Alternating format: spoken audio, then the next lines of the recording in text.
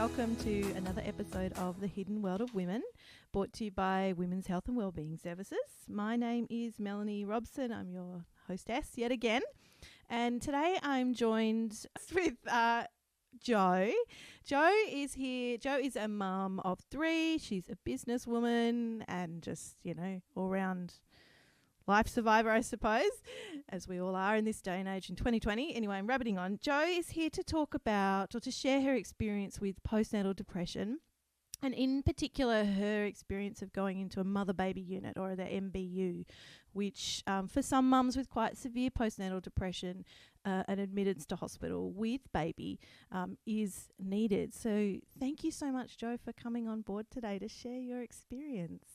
Thank you so much for having me and allowing me the opportunity to share my story, in the hope that maybe it might help another mum to possibly put up her hand that she's not doing so well at the moment and the fog is over the top of her. Yeah, absolutely. And really the hope with a lot of these podcast interviews is for women to talk about their experiences, but to help other women who may be going through or questioning, am I going through something? Is this real? Is it not? Whether that's a psych issue or a physical issue. We've had women come on and talk about like endometriosis and stuff like that. But to kind of break through some of the silence, that which is ironic, I think, for women, because we do talk a lot sometimes. But for some topics, it's still this kind of taboo or shame or confusion. Is that how you, like, I guess if right. How would you? 100%, especially with postnatal depression, postnatal anxiety. When I've been sharing my stories through my own blog articles, etc., there are still women in the US, in 2020, that don't want to even dare say anything because they're so scared that the authorities may take their babies from them. Yeah. So there is still this stigma attached to it. I mean, I know when I was kind of on the other side of, my postnatal fog, as such that I call it now, there was a guy that I was having a conversation and sharing my story, and he was like, come on, you could just snap out of it. You have the power to do it. I'm like, well, actually, it's not that easy. So, very important. And I think that's just such a simplistic kind of statement that people make for many problems, which just shows, I guess, an ignorance and a lack of understanding. But that's not helpful at all. Would you like to? Where shall we start with the beginning for you? Yeah, I suppose I'll share, the story of my postnatal experience, where I started from, where I ended up, and how I am today, I think. Beautiful. Is kind of that journey, so it all other bits and pieces fit into it.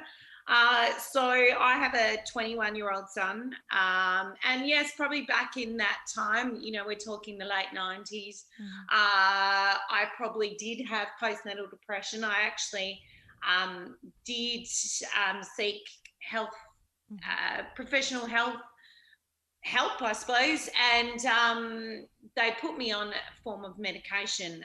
I was breastfeeding him, and at that particular time I noted changes in his physical appearance through me taking the the pills, I suppose, and seeing the reflection on him, and it was that physical point where I just went, no, I don't want to do this anymore. I'm going to tough it out on my own.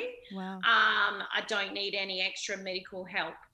And so I kind of just stopped taking the meds and continued on my pathway through life.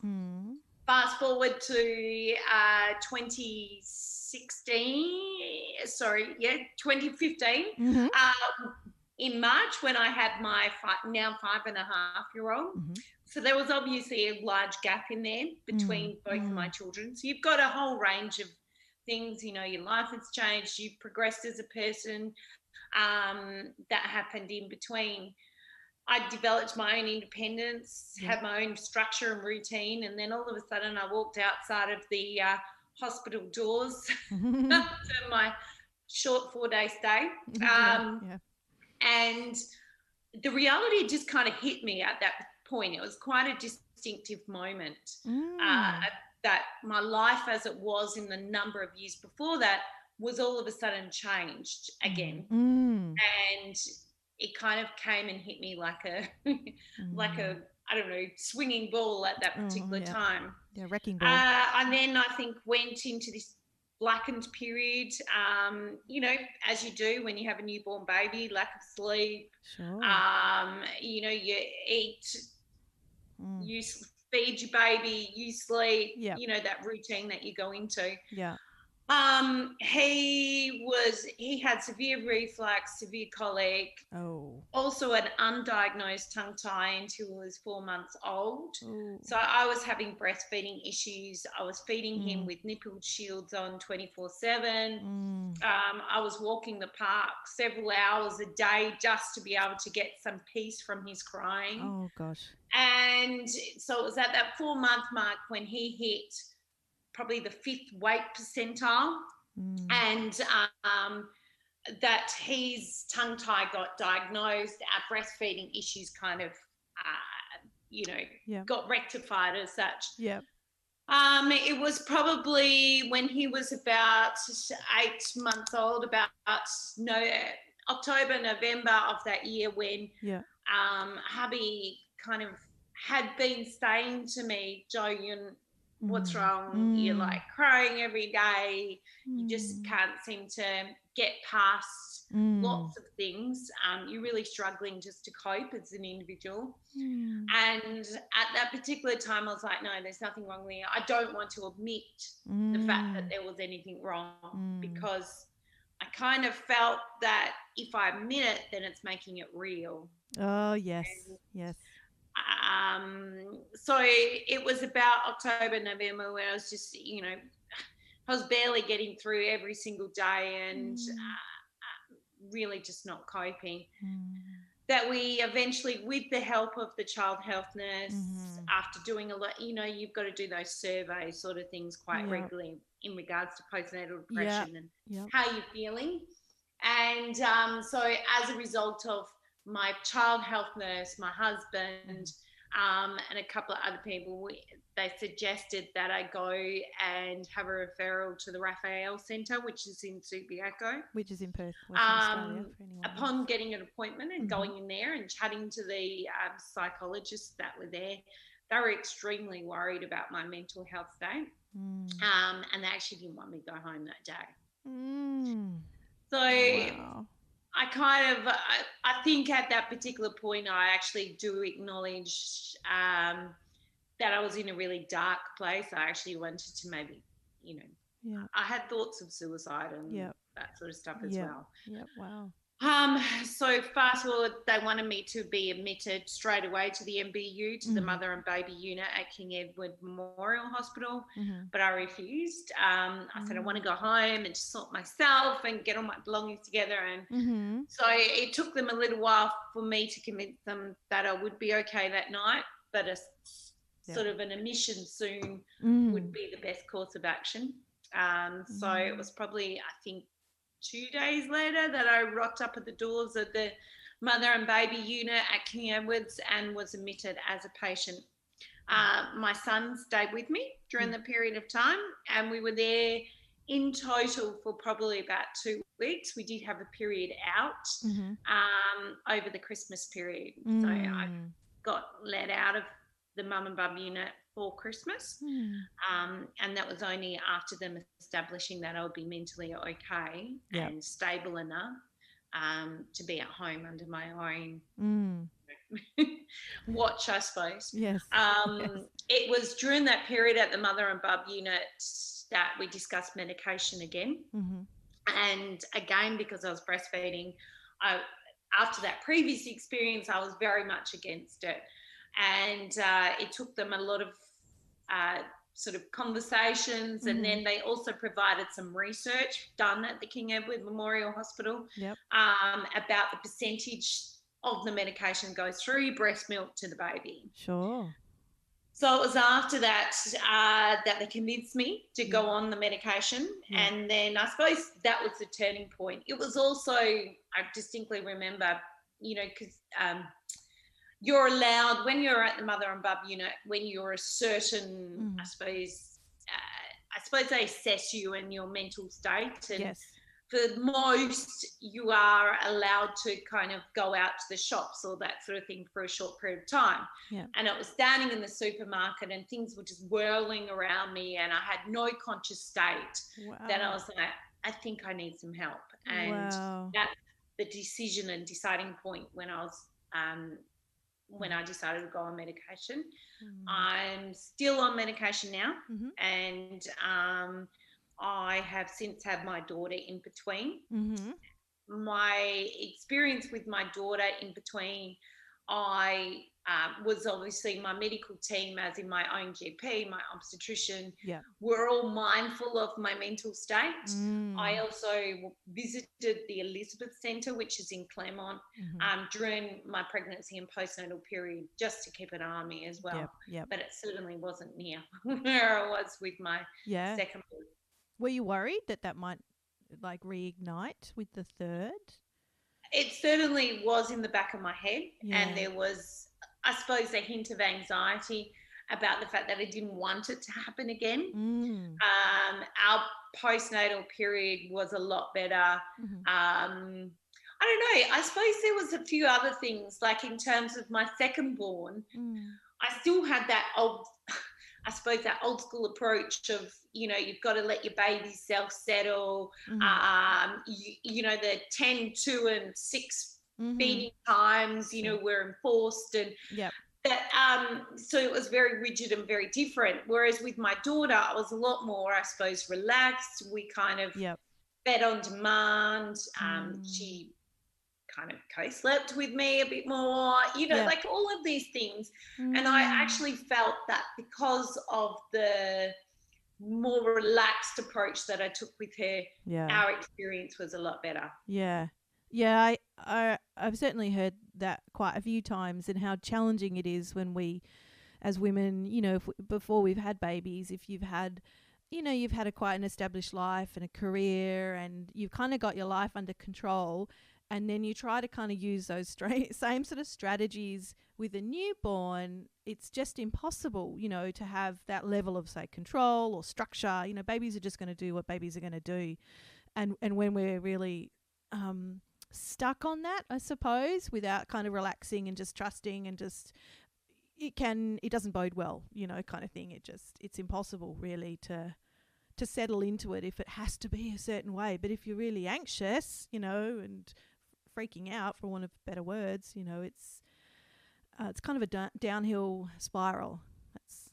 I think you're exactly right, and kind of anxiety sometimes breeds anxiety. Oh gosh, yes, doesn't it?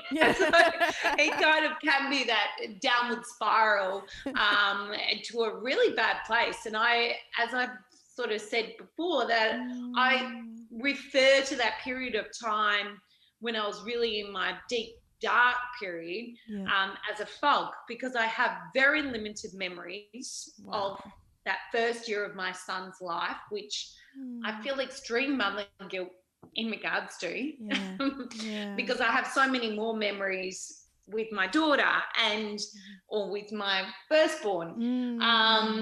So it actually really is something quite significant. The other thing is, it's not like a broken leg or a like some sort of other illness where people can physically see there is something wrong with you.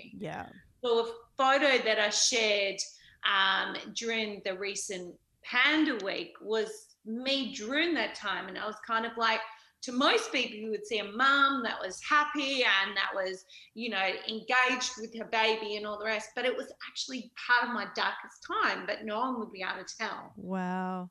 Do you think you needed to have that kind of veneer or mask until you got diagnosed to just keep going? Like, was that a sort of a accidental strategy in a way that you used, or women use sometimes? As women, we kind of put on a face. We have to be the strength. We have to be the pillar behind our family, behind our little ones. We can't show that we're not okay. Because if we do, then the whole other, housing structure around us as such, our own family will fall down because we know we step out of the house for 5 minutes and maybe take a break, and you have to have done the food prep before. You have to set up the routine on the board so everyone knows what to do. Like, it's insane. We're the centre, and if we're not okay, then no one else is okay. So that facade or that mask, I suppose, that was on, I didn't, at that particular time, I didn't feel the courage that I could say that I wasn't okay because of people's judgment possibly on me as a mother, on me as a person. Even still now, last week there was an episode, something that was shared on TV, as in an interview of me, and going into school, as in I'm a teacher, so going to school the next day and knowing that people and parents and kids that I teach had seen that particular interview on the TV. Oh, I saw you on TV yesterday. So now they've got that, I suppose, label, which they then put with me as a person. And that in itself is kind of a little bit daunting, because then if someone sees you not coping down the shops or down the park, wherever, oh, that's right, she's got PND, so that's why she's not coping. So that's a little bit of a tricky one in itself as well. Yeah, the whole fear, I guess, around being labelled and having a diagnosis, and what are people going to think? Sometimes I think the fears, though, stop us sometimes from getting help, because of exactly what you said. But we don't ever really, I suppose, truly know what people think of us, but it's what we think they might be thinking of us that is more problematic often than what they truly are thinking of us. I always think, though, being authentic is always a better path. I think that is definitely more inspiring, that somebody is actually just showing, and that was a part of me, that was a part of my life. It doesn't define me, it doesn't, that's just what happened back then, and now I'm here. It's a separate thing in a way. It's just a small part of who you are. That's right. And one of the I actually wrote a blog article about the fact that the way it was is not the way it has to be. Right. Yes. So just because I'm here today in this current state does not need to define what happens tomorrow, what happens next month, what happens next year. It's kind of a really powerful thing to be aware of, because I certainly wouldn't be in the place right now if I hadn't had my experience with PND and PNA. Wow. So postnatal depression and with postnatal anxiety. Yeah. As a result of that, I then started my own business. And as a result of starting my own business, I'm now able to reach out to other mums, to connect with mums all over the globe who possibly might be struggling. And that in itself is more powerful for me than any of the business transactions that I do. Yeah, of course. Because the whole point of starting my business was to possibly help one mum find something that I wasn't able to get at the time, and to be able to get the help which I need maybe sooner than I actually got. On that note, why do you think it was so difficult for you to, in terms of getting help earlier? I mean, it sounds like the kind of the teamwork from your husband and the child health nurse and a couple other people, like you mentioned, really helped you cross that line. Do you think it was that the fear or the confusion, or, I don't know. I suppose any first step, like, you talk maybe about AA, Alcoholics Anonymous, and their first step is actual acknowledgement. So people go along and not actually, head in the sand, not actually realising there's anything possibly wrong until they make that conscious effort themselves. And making the conscious effort themselves, that's when you can reach out and get the help which you possibly need. Sure. Yeah. What can I ask? What other symptoms you were struggling with? So you've mentioned that fog, big time, and your husband saying, "Look, you're crying all the time. I see you not coping." Like, what does that mean? Like, how would you describe that for you? So possibly really struggling with getting even the simple tasks done in the house, Right. having a very disorganized brain, Mm-hmm. so Yep. really messed up, not being able to have a prolonged thought, jumping from one thing to the next. Wow. So very decreased concentration. Mm-hmm. Funnily enough, I've also written something about I still have a very limited sense of smell. Wow. And there is actual research to show that there is part of your brain which connects your sense of smell to the whole postnatal Mm-hmm. depression Really? and anxiety. And the more that you get that under control, your sense of self-smart starts to return. And Really? Oh, that's right. So fascinating. that's something that, people don't actually No. know that No. that's connected to. And I was just like, oh my God, I really have no sense of smell anymore. Mm. But it does come back. Mm. Mm. Mm-hmm. So yeah, it was just, and that really that inability to be able to make decisions as well Mm-hmm. was not there. Mm-hmm. And so you're standing in the supermarket and you can't decide whether to get the long life milk or the normal milk, Sure. Yeah. so the Simple things. thought processing was not occurring either.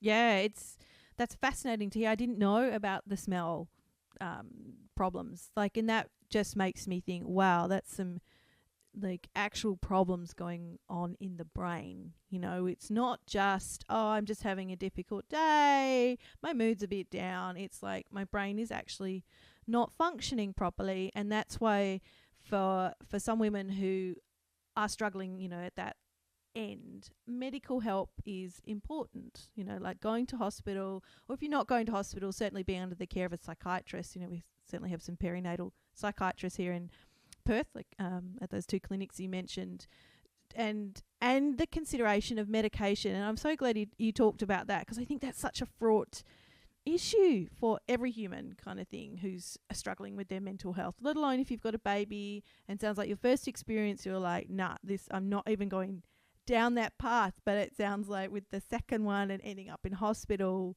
you're able to kind of be talked around that with good evidence. Correct. Yeah. I think it's really important. I probably also should say I'm not really a medication person. Sure. So I don't just go and take a Panadol or a Nurofen at the first sign of a little pain in my head. Sure. Yep.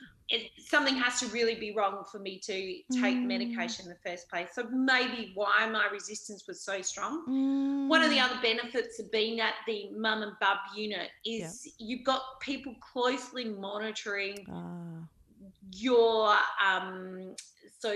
your medication intake, so whether what you're having is enough, whether they need to increase or decrease, whether that particular first type of medication that you're on is the right sort for you, because just because it is the right fit for Joe Blogs doesn't necessarily mean it's the right fit for you. There were a number of women in the mother and bub unit when I was there with postnatal psychosis, and that's a completely different and an extremely scary thing. Mental health issue that mothers can also find them, for sure. Coming across. One of the other things that I'm very strong on also probably sharing is the fact that postnatal depression, postnatal anxiety, or postnatal psychosis knows no boundaries. So it doesn't matter whether you're educated, uneducated, from high income, low income, what status you are, what your previous experiences were, because sometimes they used to say, like, postnatal depression, well, if you had a partner that left you during your pregnancy, or extremely traumatic pregnancy, or you were dealing with a stressful situation during your pregnancy, you're more at risk of developing it. With my second born, I was actually probably in the best, part of my life. Like, I had a great husband. We had a stable household. Like, he had a job. Like, there was all these wonderful things around me. Yeah. But it just hit me again. Yes. So whether it was always underlying and it just came to the surface again, I don't know. Yeah. But it's something really important to know. It's just because someone is of whatever doesn't necessarily mean they can't get it. No, which is kind of sucks. You just all that means then I suppose is that you just have to have a good awareness and understanding of what it looks like, or what it looks like on paper, should it raise its head with you, because sometimes it sounds like you're saying there's no kind of rhyme or reason. I do wonder, like you were saying with your first, you probably had it and it was undiagnosed. You tried a bit of help, didn't work. You just kind of powered on, and I suspect that for many women, we do that. We just kind of go, oh God, I'm just going to, get through it somehow, pull my socks up or whatever, unless or until it becomes like disabling, where you cannot function anymore. Like you're saying, you're standing in a supermarket going, I can't decide what milk to get, which is pretty paralyzing, I think. And here you are looking after a baby. You're like, what the hell? Like, that's some crazy stuff. Actually, Joe, I was wondering with Bubs, like how were things between you and baby? I know things are difficult to recall, specifically back then. It sounds like it really was a bit of a blur, but I mean, did you feel like you were connecting to your son? Like, what was that like? That's a really, really good question, because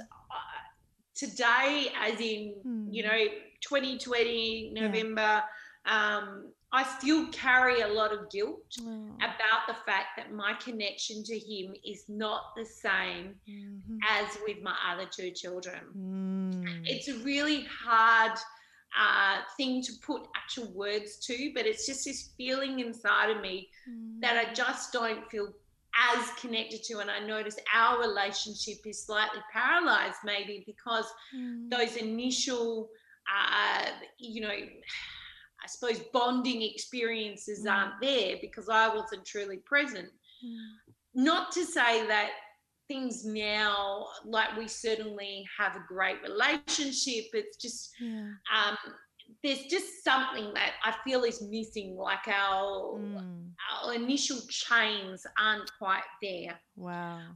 When I was in the mother and bubby unit, they mentioned partaking in a course which is called the Circle of Security. I don't know whether you've heard of that before. I do run. I run the groups, the Circle Security groups. I love it. Best thing ever. Yeah. So they said that it was really quite important for me to possibly do one of those courses. I think when I left and things just got a bit busy around it, and I didn't actually partake in it. But it's actually a regret that I have for not doing it. You can still do it. With some of the groups I run, there's people in there who've got teenagers or foster carers. I think it's applicable for any parent or caregiver at any kind of age, regardless of what's kind of happening, kind of thing. But for people who don't know, it's Circle Security is like an attachment based sort of reflective parenting group program to help build your relationship with your child if there's some struggles there. I think it's very good for helping you understand yourself as well, and your adult relationships, and it uses decades of research. It's a really beautiful group kind of program that is not I think some parenting groups are based more on like behavior management and all this kinds of stuff, whereas Circle Security is not like that at all. It's about building your relationship and learning to kind of see the emotional needs of your child and yourself, which is the beauty of it, encouraging that reflection, which is confronting sometimes. Yeah. I completely agree. It's something that is never too late to look at, because I suppose it reinforces what I was saying before about just because it's the way it is today is not the way that has to be tomorrow or next week or next month. I can enact things in order to make the changes as well. So I don't think you're not, certainly not the first woman I've heard say something feels different between me and my child with when you've had an experience of postnatal depression or postnatal anxiety or psychosis for that matter, if you've got more than one child, there's this kind of, you kind of know that something was different, obviously, and was perhaps kind of missed. And I think the challenge is managing that mother guilt. You know, that mother guilt is powerful stuff. Like, how do you... It's debilitating too. Yes, it is. And we don't want that kind of running the show kind of thing, because we can't go back kind of thing. But where does that live within you now? Like, or how do you manage that? Like, it's probably still there. It's less of a voice. right. It used to be a lot stronger than what it is now. Wow. Probably because I have been working on developing more of a conscious, mindful relationship with my son. Wow. And really kind of, I spend a lot of energy connecting and getting to his level and doing things to provide that connection with him. So the mother guilt, I don't think ever goes away. I mean, I still have mother guilt with my 21-year-old. Yeah. Like, I think it's just hard the parcel. So true. But that's some good tips, I think, for other women to hear, that it's not the end of the world, and you can today, no matter how old that child is that you experience PND with or PNA, that building like you said, a conscious, mindful relationship with your child is always possible. You know, building what you have now, because I think for children, they don't care. You know, like, mum's here now, brilliant, awesome, great, bring it on, kind of thing. You know, never too late. It's really not too late. You know. And I think, unfortunately, the way the world has evolved and the way society has evolved as well, we've become so busy with trying to provide our kids with possibly the latest this or, you know, the best house, or, you know, like that sort of on the surface stuff, that we've forgotten about some of the most mindful practices which actually mean the most to our kids. So in terms of, as a kid, I don't remember what my parents bought me on my 10th birthday. Yeah. But I remember the experiences and the truly dedicated time that my parents gave me through providing me with experiences or memories as a child. So that far outweighs the, you know, the gifts that we possibly might want to shower our children with, because we think that they're going to love us more, or that mum guilt is going to decrease because we're having to work 5 days a week. Oh, well, we'll just go and buy them something to make it up for that. It's kind of a very important, I suppose, bit to, you know, think about, especially coming up to Christmas. Yeah, you're right. It's all about, I think, building memories, isn't it? More than gifts, because that's spot on. Like, I can't recall half of, I don't know, childhood stuff, but you remember moments, you know, good and bad moments, unfortunately. It's just the way the mind kind of works. And those moments of connection, like you said, you know, when your parents kind of give you that undivided, it's like quality time. I mean, and I think that's such an important thing for busy mothers, although we're all busy mothers kind of thing, or busy women, busy humans, to keep in mind that you might not have a lot of like the quantity of time that you want to be able to dedicate, but the point is, when you're with your child, if you're doing the sort of conscious, mindful parenting, you're really with your child. You're not on your phone. You're not sort of too distracted. You know, I know that's hard, but having any semblance of one-on-one time, and we're on the floor and we're playing whatever game, or you're going along with what they want to do, even if you find it really boring kind of thing, that is such a gift. That's worth 1,000 toys, you know? It sounds like what you're talking about, you know? 100%. I suppose one of the other practices which I try to do regularly, which fits into that, is the whole mindfulness. So I kind of try and share regular articles about different things that you can do in maybe a 10 or 15-minute practice. And we kind of try and share like a mindfulness Monday. So something that you can use throughout the week. might be going out to the backyard and just lying on the grass underneath a tree and just staring and looking at the leaves and focusing on their texture and their size and the way they're moving and all of that sort of stuff. That's a practice, and through doing this, it actually makes you more connected as an individual, which then in turn makes you more connected as a mother. And so it just pulls you out of that business and forces you to stop. And it's really important for people who may be struggling slightly mentally just to, you know, stop, appreciate, and really take set of time. And that's such a simple thing to do, you know, to literally go outside and stare at a leaf. 100% get you. I love doing that kinds of stuff. It just requires commitment, I think, because it's so easy to go, I don't have time, or that seems really pointless, or I can't justify that somehow, or how is that going to help me, kind of thing. But my gosh, you'd be surprised, I think, at just any kind of moments where you're still, you know, and present, you know, is powerful stuff. Although sometimes we don't want to do that, because then you're left with yourself and you're like, yeah, I don't want to be left with my head. Especially as women. I think that's a really good point as well. The fact that when I was, I still struggle now to do yoga. Yep.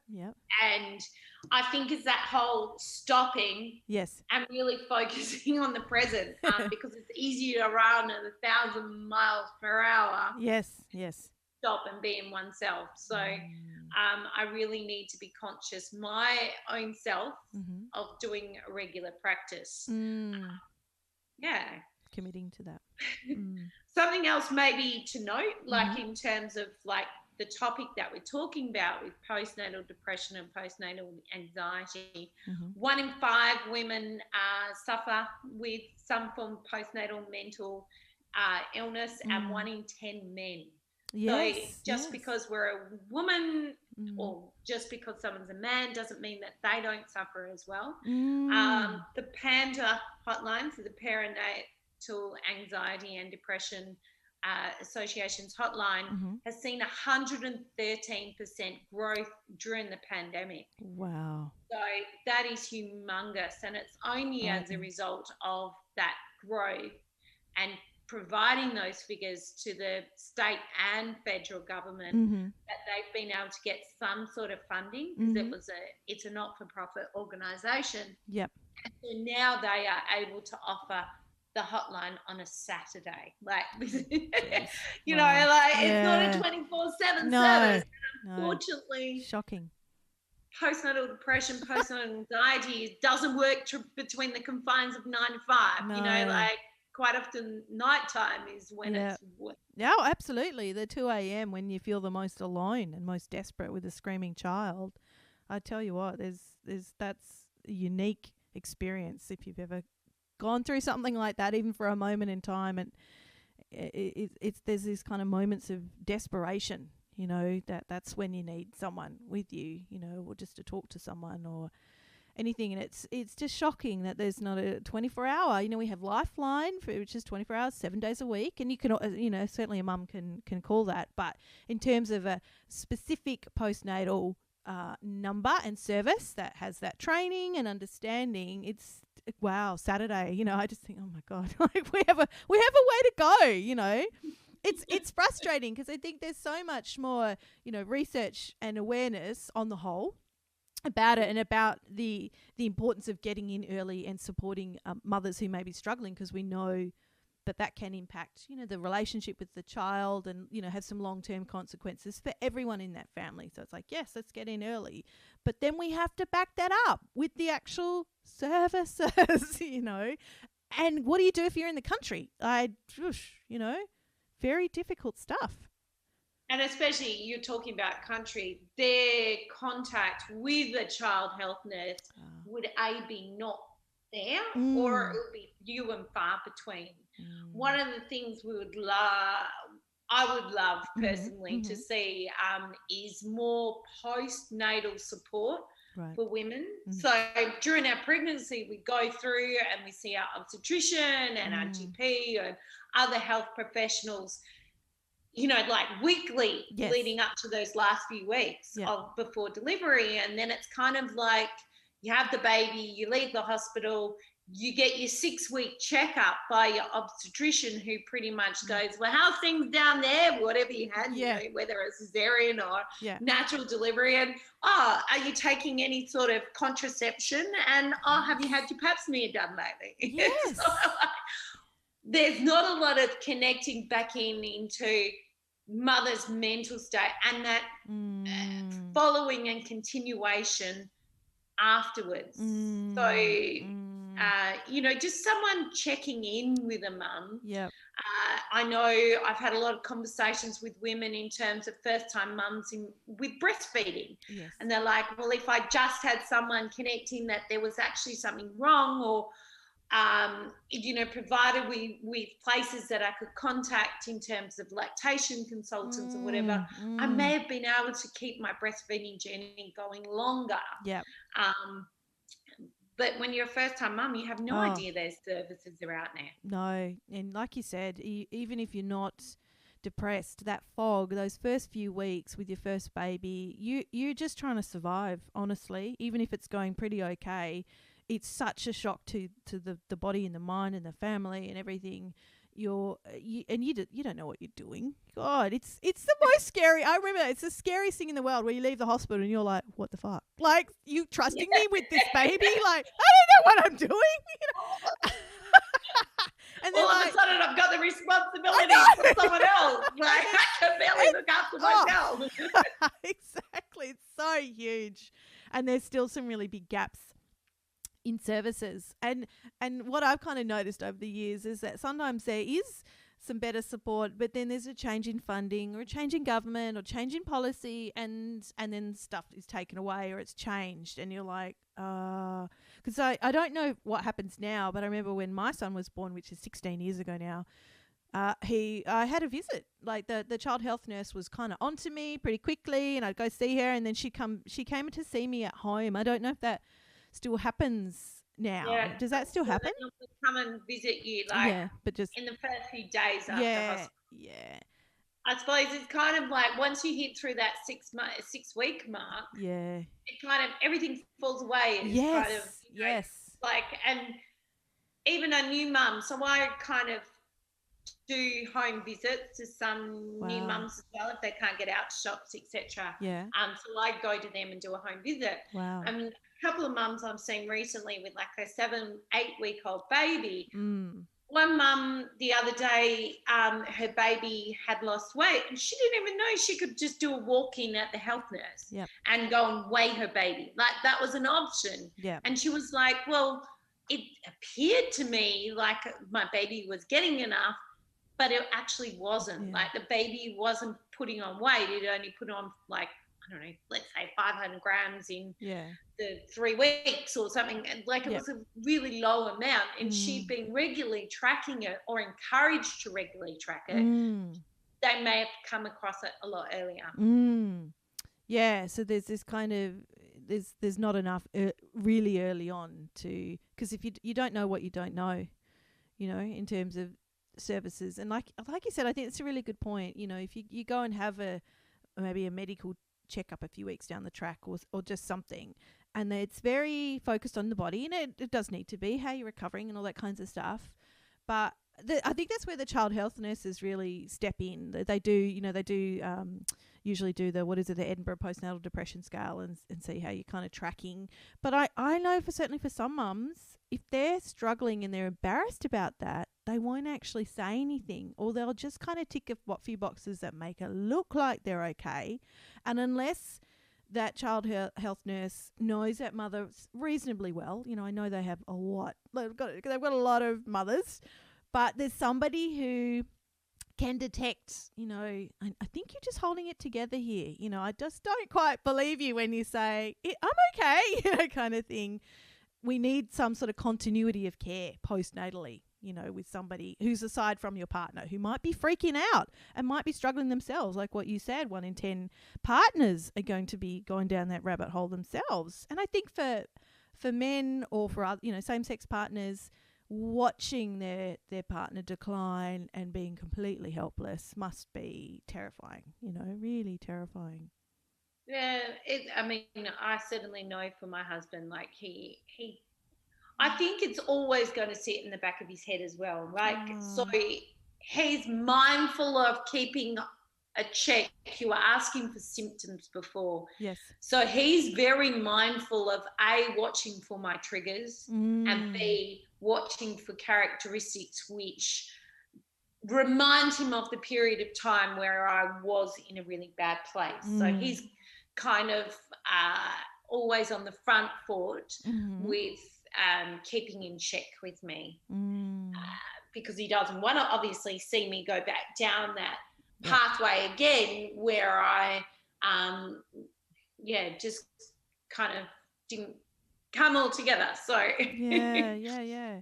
What I guess while we're on the subject of partners, like what is useful for them? What supports are out there for the partners of women who are experiencing postnatal depression or anxiety or psychosis? Like actually, in the mother baby unit, can I ask, was he kind of, he was able to obviously come visit me. Yeah. There was also sessions that were offered by them in terms of being able to understand what we were going through, as well as how they could best support us. Right. So there was really good information sessions that were provided, as well as he could at any time when he was in visiting me, etc., he could go and seek information from the medical staff there as well. He could partake in sessions that I had with the psychologists there as well. So there really was, sort of services available to him to be able to try and understand a little bit. I know that other people can actually ring, Panda or Cope or any of those other postnatal mental health services. They can actually ring on behalf of the person as well. Okay. To see whether there is connection to a psychologist with postnatal, what do you call it? Sort of like experience or expertise. Yep. So they can put you in touch with the right person. Certainly is my first, piece of advice to anyone who knows someone who might not be okay is like contact one of these groups. Yes. Because they're the experts as such to being able to deal with this particular thing. So they might be able to put you in the right direction, I suppose, because each different community has different access. Sure. I will in the show notes put down the numbers for Panda and Cope. Can you tell us what Cope stands for? It's the Centre of Perinatal. Is it Excellence or something? Or I think it's. I'll have to just double check. Yeah, I have only I try and keep abreast of all of these different groups that come up. I know they just last week during the Panda Week had a buy a coffee for Cope kind of thing. So donating your cost of your coffee to Cope. Yeah. So that's a good idea. Yeah. Can just with the mother baby unit, I was curious about what you mentioned. There's the medical team there and psychologists there. Like in those 2 weeks that you were there, mostly apart from when you went out a little bit, what kinds of things do they do in the mother baby unit? Like what does that actual support look like for that hospital stay? So the day is kind of, you do have structure around the day. It's very important with people with mental illness to have that structure and have routine. Because if you don't, you kind of won't get out of bed. Yes. So the morning's kind of a mindfulness practice, meditation period. You then have group sessions. So with the other mums in the mum and baby unit, they then do topics So they have a actual weekly structure of topics which they go through as well. Mm-hmm.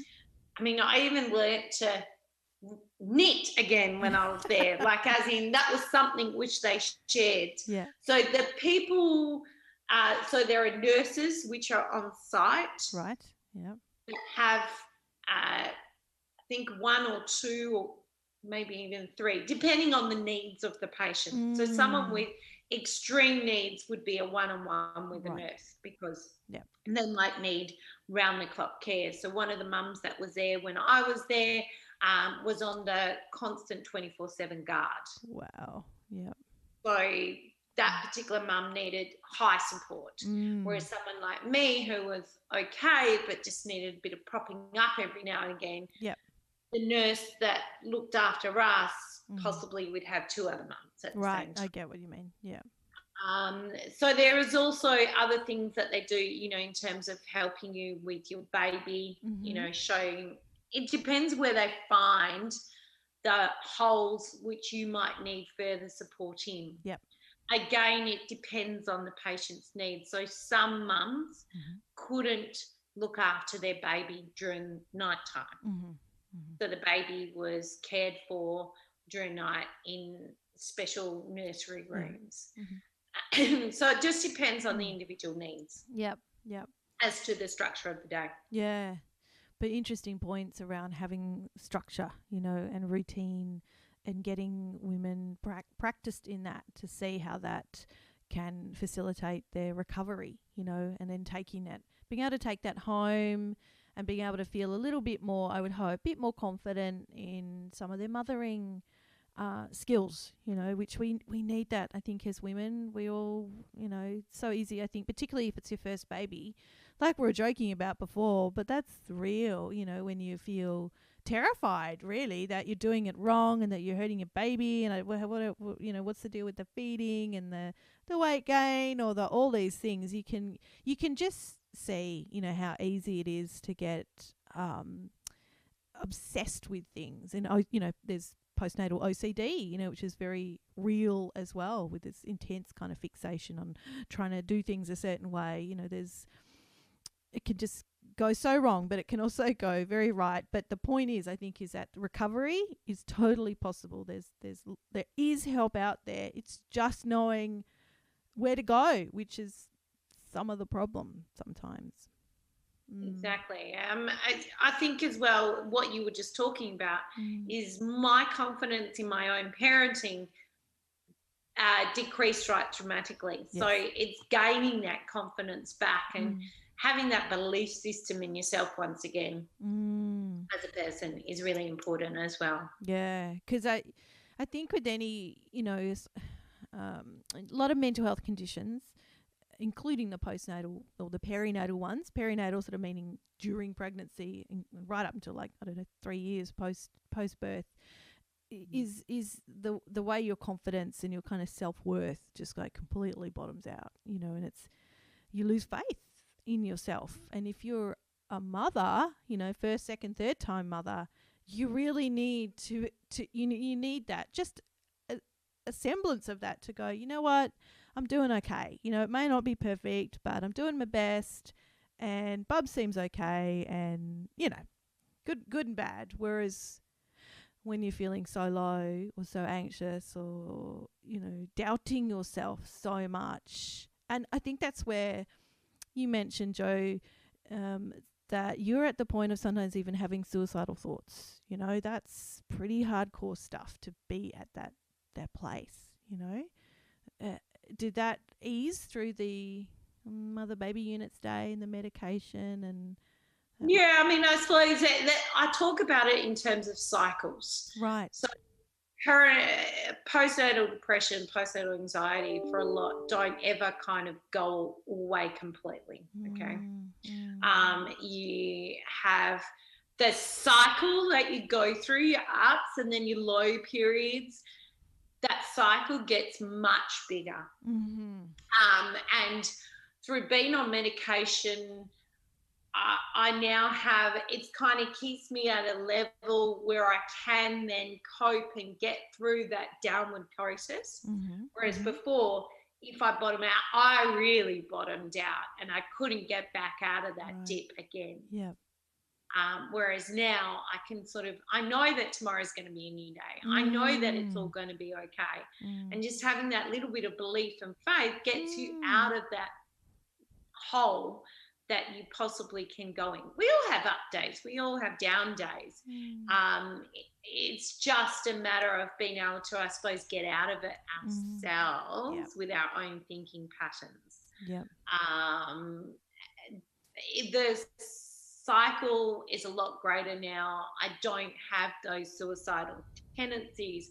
My ability to cope with my kids themselves is a lot better.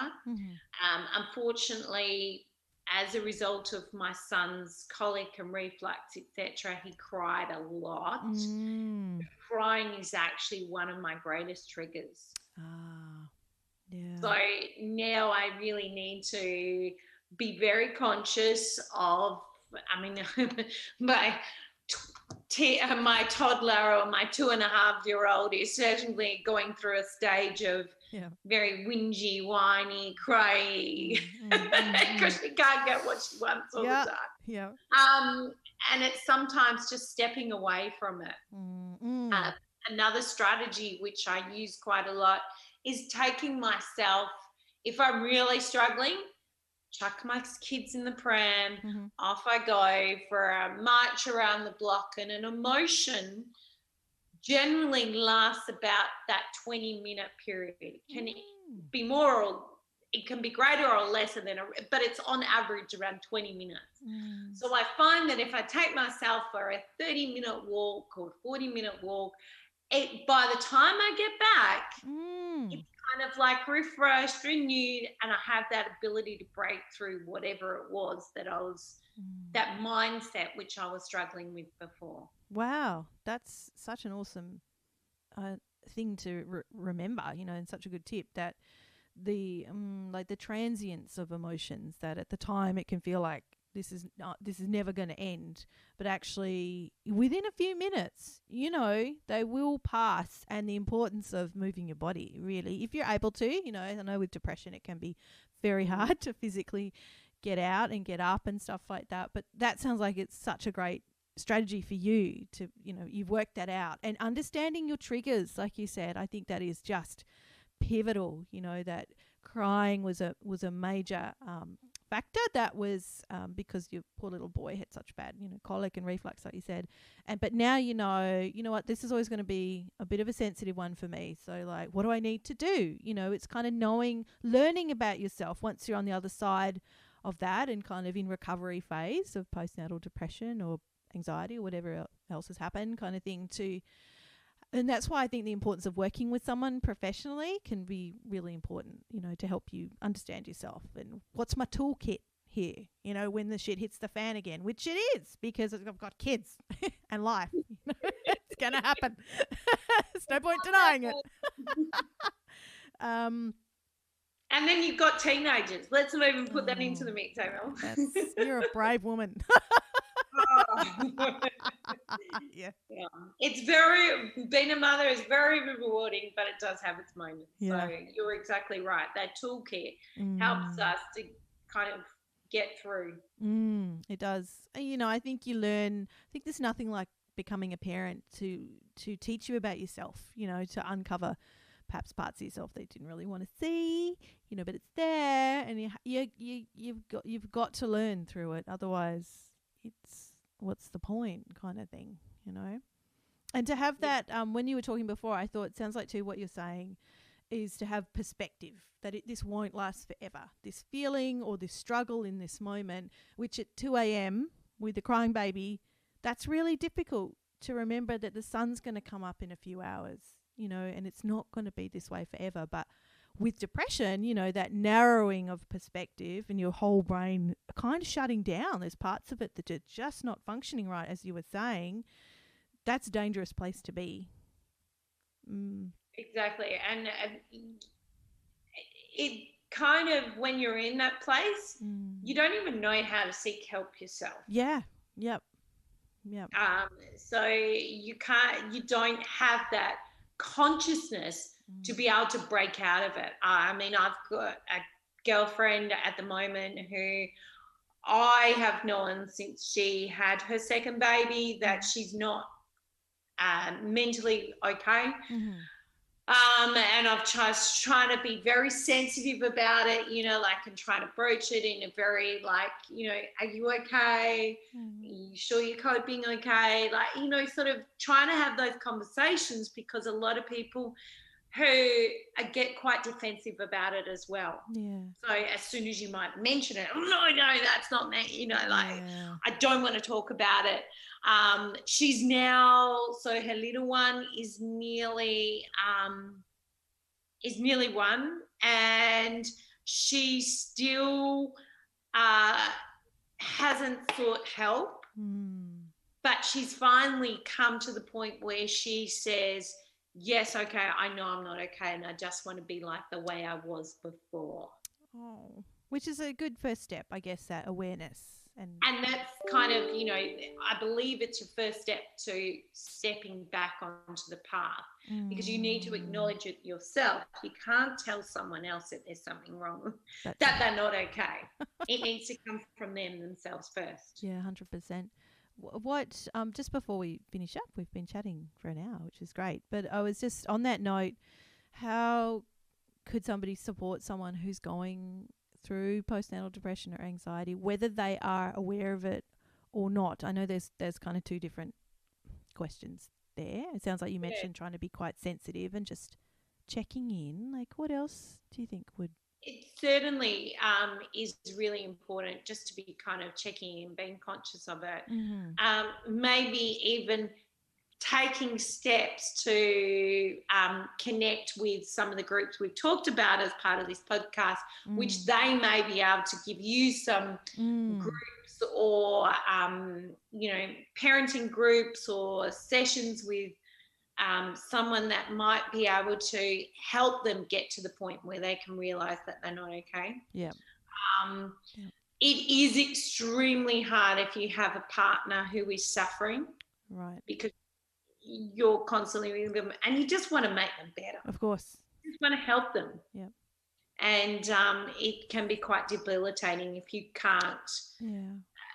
You feel powerless if you can't personally help them themselves. So yeah, it sort of sounds like for you at that point in time, you were able to listen to your husband and the child health nurse to kind of go, all right, kind of accept defeat there. But it took a while. It took a while, and I think that's a really important thing to remember, that sometimes for some women it will take a while, because it's enormously painful, I think, and confronting to make it real. Like you said back in the beginning, you didn't want to face reality that if I say it, it's real, and you're like, it's not real, it's not happening, it's not that bad. It makes sense that we don't want to face that, horrible stuff.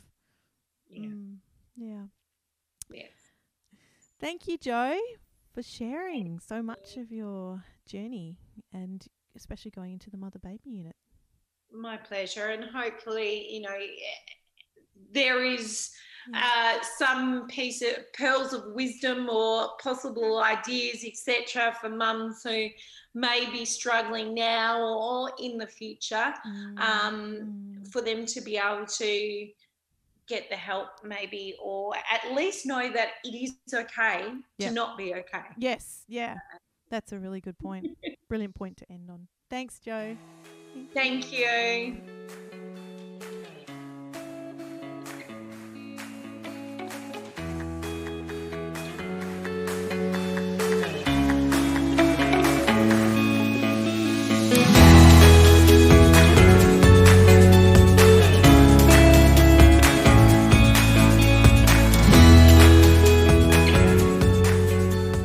You've been listening to The Hidden World of Women, the podcast brought to you by Women's Health and Wellbeing Services. You can find us on Facebook, Instagram and YouTube by looking up Women's Health and Wellbeing Services.